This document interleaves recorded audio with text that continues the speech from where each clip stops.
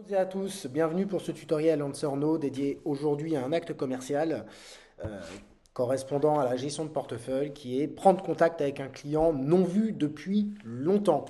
Donc grosso modo, vous avez un portefeuille client, vous avez des clients ce qu'on appelle distanciés et vous souhaitez tout simplement optimiser ce portefeuille en reprenant contact avec. Alors souvent des moments un peu difficiles, pourquoi? Parce que on a toujours l'appréhension de se dire le client va pas nous reconnaître, va pas nous donner du crédit, ou peut-être qu'il a un équipement chez nous sur lequel on n'est pas très à l'aise.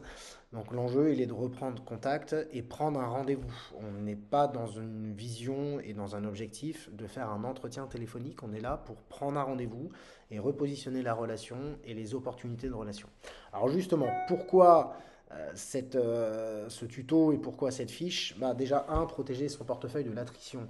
On est dans une situation où l'objectif, c'est de consolider son portefeuille, le protéger pour pouvoir avoir une évolution nette qui soit cohérente, mais également développer ses ventes à travers une clientèle qui nous fait déjà confiance. Alors, malgré la distance de relation, il s'avère que le client nous a quand même déjà fait confiance et ça se trouve paye des abonnements ou paye des services ou continue à suivre des services assez régulièrement. On va aussi avoir comme objectif le travail de la recommandation. Donc on ne le verra pas dans ce tuto, mais on le verra alors plutôt du rendez-vous de redécouverte d'un client non vu. Par contre, c'est anticiper bien évidemment la recommandation et puis générer de la satisfaction client selon les stratégies de chaque entreprise. Il est bien évident que la satisfaction client, ça va me permettre d'afficher des bons résultats sur Internet ou d'afficher des bons résultats auprès de nos autres clients et éviter d'avoir à traiter des situations pour le coup difficiles. Donc les points particuliers de ce tuto au téléphone, hein, c'est une prise de rendez-vous sur un fichier client existant. Donc là, je prends mon téléphone et j'appelle.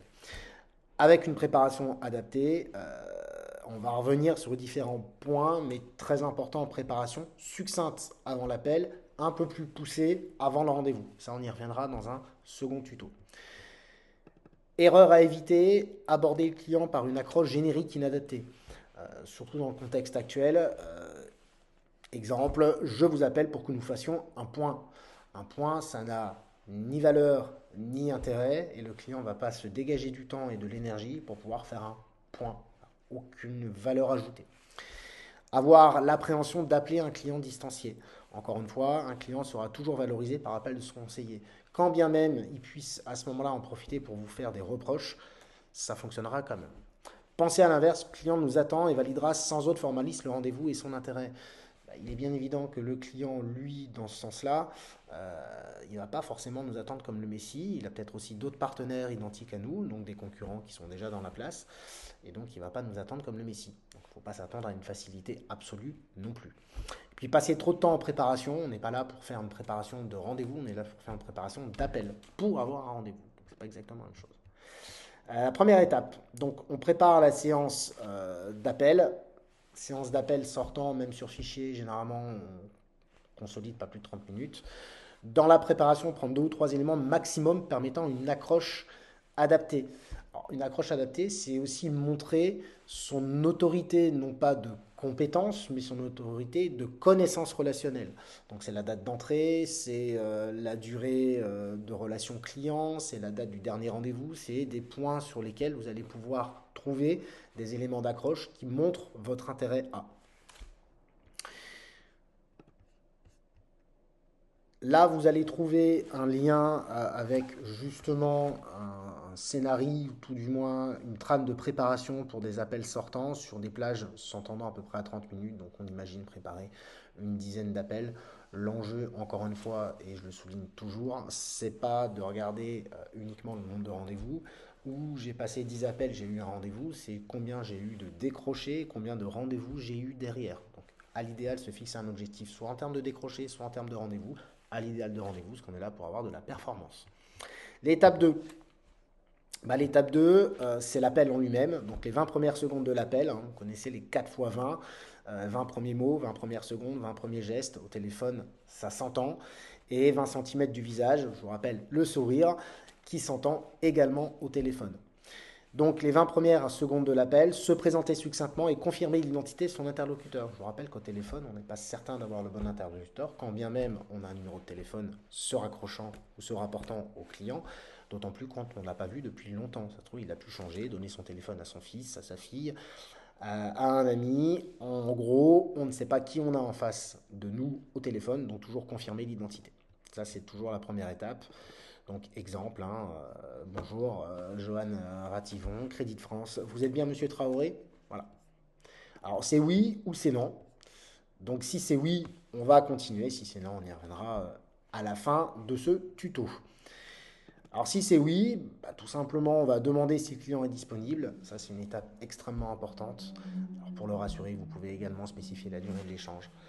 Encore une fois, on n'est pas dans un entretien téléphonique, on est dans une prise de rendez-vous par téléphone, ce qui n'est pas exactement la même chose. Donc là, ça peut être, hein, comme exemple, vous avez quelques minutes à m'accorder, vous êtes disponible pour un échange de 2 ou 3 minutes, voilà, histoire de le rassurer.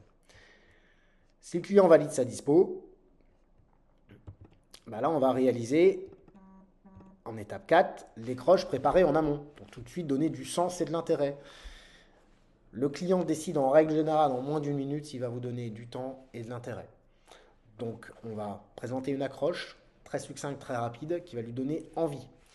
On va donner également l'objectif de cet appel, c'est-à-dire prendre rendez-vous et non pas faire le rendez-vous au téléphone. Je reviens vraiment sur cette importance-là. Et on va poser des questions alternatives pour valider la disponibilité en fonction de nos intérêts et celle du client. Je vous rappelle que c'est vous qui menez l'entretien et à part une objection de fond exprimée par le client, votre objectif est de l'amener très rapidement à la validation du rendez-vous.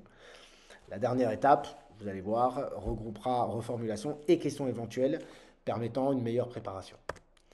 Comme exemple, on peut très bien avoir, vous nous faites confiance depuis plus de 7 ans et je me rends compte que nous avons commis des erreurs sur votre offre que je souhaite rectifier. C'est pourquoi je vous propose que nous puissions nous rencontrer. Donc là, on fait le rôle de choquer, on parle d'erreur, on l'assume, mais ça donne normalement un intérêt d'aller rencontrer le conseiller. Si vous n'êtes pas à l'aise avec ça, vous pouvez très bien utiliser d'autres accroches. Exemple, vous êtes client depuis le 1er octobre 2009, donc là, entre parenthèses, on donne l'autorité de la relation, et détenteur de 2 contrats chez nous. J'ai une opportunité pour mieux vous accompagner à de meilleures conditions, raison pour laquelle je souhaite vous rencontrer. Donc mieux vous accompagner à de meilleures conditions. Conditions sous-entend des conditions financières. Il est rare qu'un client refuse ou ne soit pas intéressé pour avoir de meilleures conditions financières. Même si nous, on n'a pas spécifié, vous l'avez bien compris, on n'attaque pas par le prix, on attaque par l'accompagnement, le contenu et le conseil.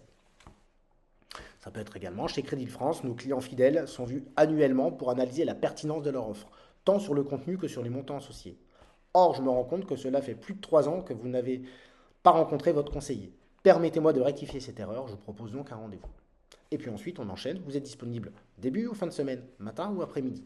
Donc là, questions alternatives habituelles qui permettent d'orienter le client, de lui donner la perception du choix, quand bien même c'est nous qui orientons. Donc si le client valide le principe de rendez-vous et la date, à ce moment-là, on valide la date, horaire et lieu du rendez-vous, le timing également, pour que le client puisse se préparer. Demander s'il y a des questions particulières qu'il faudra aborder au moment du rendez-vous, qu'on ne va pas aborder de cet entretien téléphonique, mais lors du rendez-vous. Reformuler le cas échéant les points de questionnement exprimés par le client et prendre congé de façon personnalisée.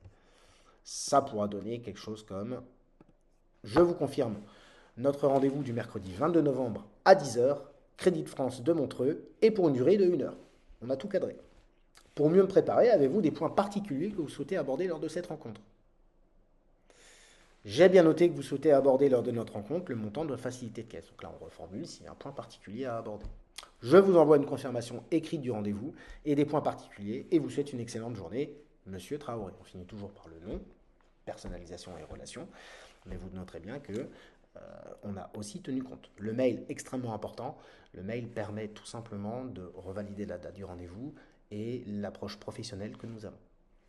Si le client émet une objection au rendez-vous, ce qui peut être le cas,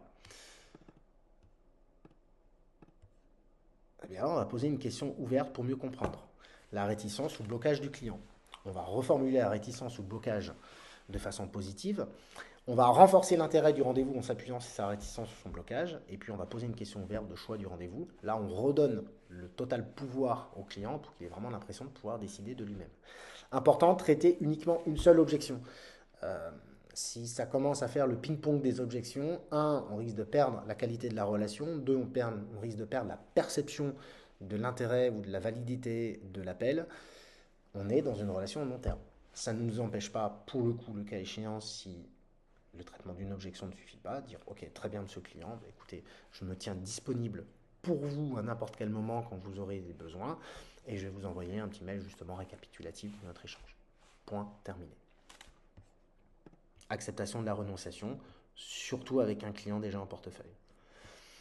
Qu'est-ce que vous voulez dire par il n'y a pas d'intérêt, ce que nous voyons? Si le client dit bah ouais, moi je vois pas l'intérêt qu'on se voit, très bien, on va ouvrir. Pouvez-vous m'en dire plus sur votre insatisfaction? Si le client va dire ah ouais, non, je suis insatisfait, je ne vais pas en plus venir vous voir, etc. Très bien. Pourquoi souhaitez-vous arrêter votre relation avec nous?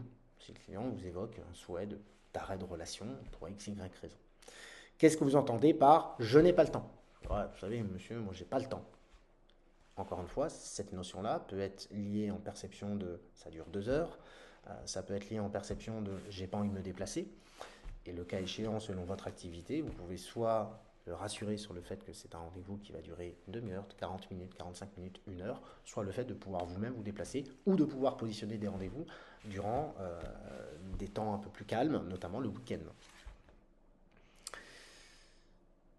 Et là, on reformule derrière ce qu'on a noté comme insatisfaction. J'entends parfaitement votre souhait et mon appel va dans ce sens. C'est la raison pour laquelle nous rencontrer permettra de mieux apprécier vos attentes, vous faire des propositions adaptées et le cas échéant, valider avec vous votre changement. Qu'en pensez-vous? Donc là, on renforce, on dit bah, c'est justement l'occasion, si vous êtes insatisfait, si vous souhaitez changer de banque, si vous voulez avoir de meilleures conditions ailleurs, il n'y a pas de difficulté, justement, mon intérêt, il est là.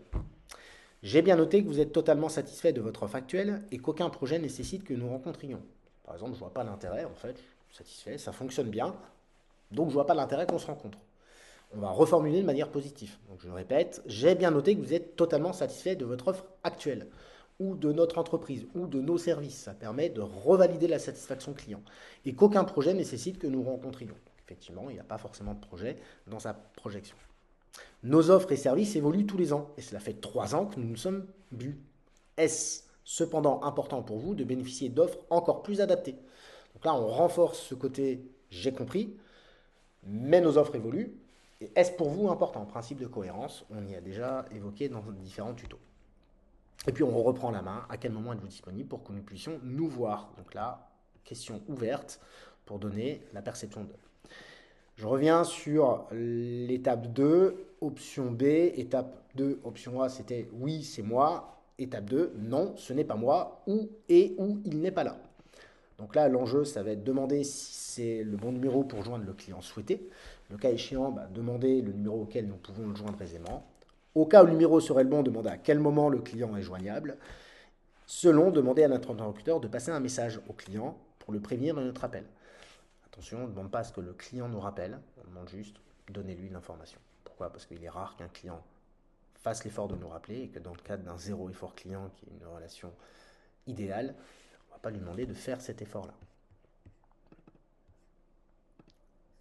Et puis là, c'est très bien, est-ce le bon numéro pour joindre M. Traoré? À quel numéro puis-je joindre M. Traoré plus aisément? Peut-être qu'il a 2 numéros de téléphone, un pro et un perso. À quel moment je peux joindre M. Traoré plus facilement? Donc là, on va travailler plutôt sur le moment que sur le numéro de téléphone. Oui, vous pouvez lui dire que son conseiller Crédit de France souhaite le contacter pour un point important. Je ne manquerai pas de le rappeler à l'heure que vous m'aviez indiqué. Bonne journée à vous. Quand on dit point important, ça veut dire qu'on donne un accélérateur à notre appel, d'autant plus vis-à-vis de quelqu'un que nous n'avons pas eu au téléphone.